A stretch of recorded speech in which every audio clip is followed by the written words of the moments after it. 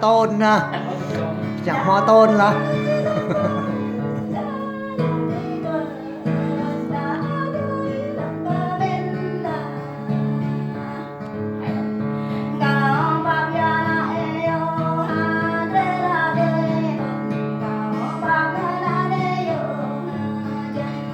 yêu quái phê mới nè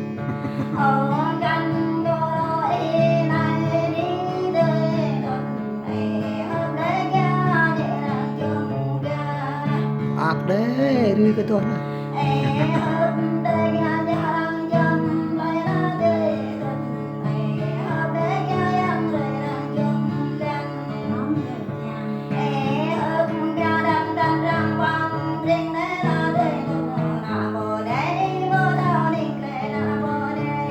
dốc mơ đơn ông dốc đơn